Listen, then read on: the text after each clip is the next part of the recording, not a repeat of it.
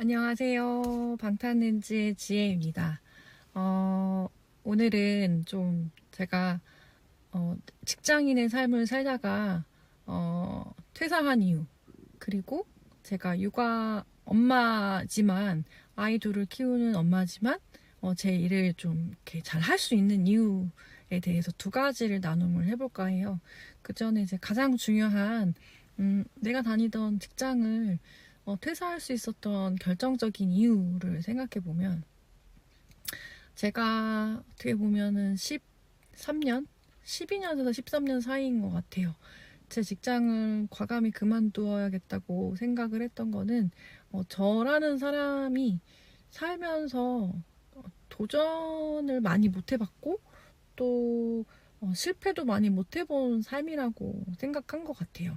물론 제가 이제 교사로 살아오면서 굉장히 행복하고 직장을 다니면서 안정적인 생활을 하게 됐지만, 또 월급도 들어오니까.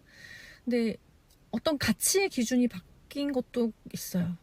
그게 뭐냐면 이제 시간이라는 건데, 제가 주는 어떤 시간이라는 것의 가치가 내 인생이 내일 당장 사라질 수도 있고, 나의 인생이 이제 1년 안으로도 어떻게 될지 모르는 인생인데, 생각해보면은 난 많이 움직이거나 어딘가를 여행을 가거나 해본 적이 없던 거예요. 항상 저는 이제 서울에서 태어나서 어떤 반경에서만 좀 그 굴레를 벗어나지 못하고 왔다 갔다 하는 삶을 살다는 것을 알게 됐고, 주어진 월급과 또 주어진 어떤 환경의 일에서만 좀 만족을 했던 사람이었다. 물론 그때에 제가 학교 교사로 살면서 오늘 또 제가 느낀 건, 교사로 살면서 저의 최고의 스승은 학생이었다는 것도 오늘 깨달았어요. 왜냐면 이제 사람을 연구하는 과정에서 학생들이 저에게 준 가르침들이 되게 많았거든요. 예를 들자면 교사 평가를 하거나, 제가 이제 선생님으로서 권위적인 것들을 좀 많이 내려놓을 수 있었던 계기 중에 하나가, 이제 본격적으로 선생님을 평가하는 설문지를 제가 좀 많이 수용하고 받아들이는 과정에서 선생님의 태도에 문제가 있거나 그런 것들을 보면서, 선생님 너무 뭐 무섭고 차갑다. 제가 2009년에 처음 교사를 했을 때, 그때는 이제 평가제가 없었지만 아이들이 주는 어떤 작은 메시지 하나를 들어가면서 아이들을 통해 제가 이제 좀 저 자신을 많이 돌아보고, 교사로서 제가 변해야 할 부분이 뭔지 많이 알게 됐던 것 같습니다. 또 하나는, 또 선배님 교사들 중에 제가 닮고 싶은 어떤 교사님들을 보면서, 선배 교사를 보면서 그 아이들을 케어하고 돌봐주는 그런 과정에서 나도 이런 선배 교사처럼 되고 싶다 하는 어떤 그런, 저에게 어떤 영감을 주신 분들도 있으시거든요.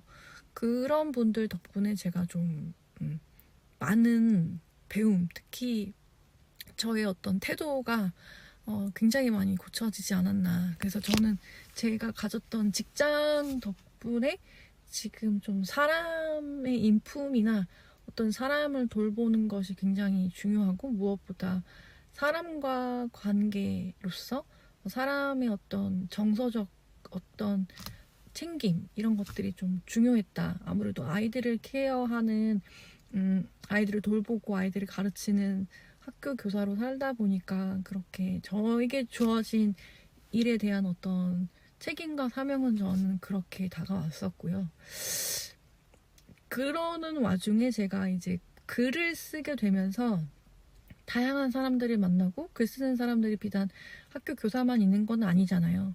그 과정에서 제가 좀 다양한 사람들의 생각을 들으면서 내가 살아왔던 환경이 굉장히 우물안 개구리였다는 걸 많이 깨닫게 된 것 같아요. 그래서 그 덕분에 제가 이제 직장을 좀 퇴사하고, 중요한 건 나의 경험이다. 그래서 정말 많은 경험을 하고 싶어서 퇴사를 하게 됐습니다. 그래서 오늘 제가 드리고 싶은 말씀은, 경험이, 나는 얼마나 많은 경험을 하고 살아왔을까, 나는 그동안 어떤 실패와 어떤 경험을 했는지 생각해 보시길